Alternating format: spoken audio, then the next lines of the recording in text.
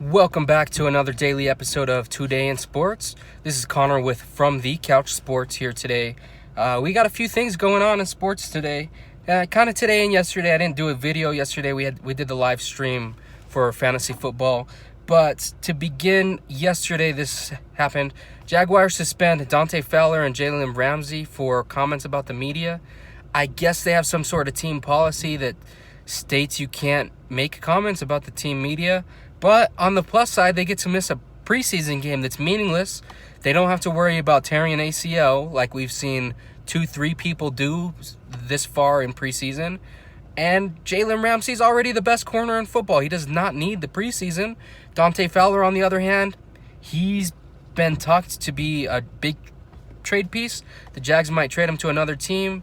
We could see that happening now more than ever because he's been in trouble with the team policy and whatnot.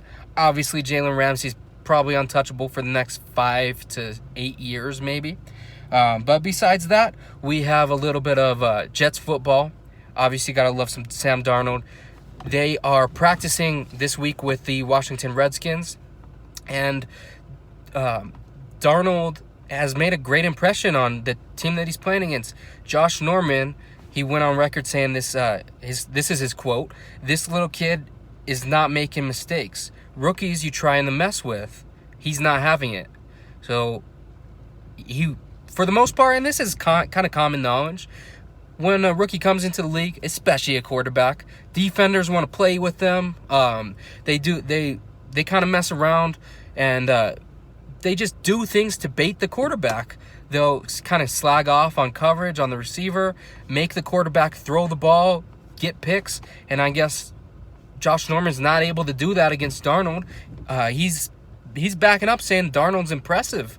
And this is great news from a Jets fan because we want to see this dude start week 1. We haven't had a quarterback in 50 years. So if a former all-pro cornerback is going to back up Sam Darnold, I'm all for it. I love to hear it. Besides that, as some may know, Terrell Pryor did play on the Washington Redskins last season. He had an awful season. I want to say it was like 200 yards receiving and 1 touchdown, if that. It was a bad season. Today, in the mini camps, so the Jets and Redskins have been kind of going back and forth. There's been a couple like fights on the field, nothing huge, but today, DJ Swearinger, the safety on the Redskins, he batted down like a ball that Pryor was trying to receive, and then he threw a fake punch at Pryor, and Pryor like ducked like a baby, dude. It was terrible. I want to see Terrell Pryor tear it up though this year. I mean, it's just one thing. What do you do when someone throws a fake punch? I mean, I didn't think it was something that was close to hitting him, but I guess you'd either duck or you'd start throwing punches back yourself. And obviously he was not one to throw the punches back. But besides that, jumping over to a little bit of NBA news.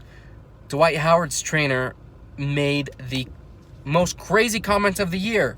He said he wants to evolve into AD, into KD, about Dwight Howard.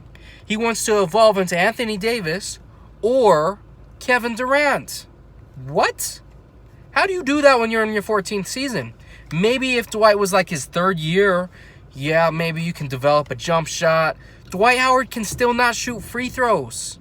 How are you supposed to develop into a Kevin Durant ball-handling three-point shooter if you can't even hit a simple free throw? That's crazy to me.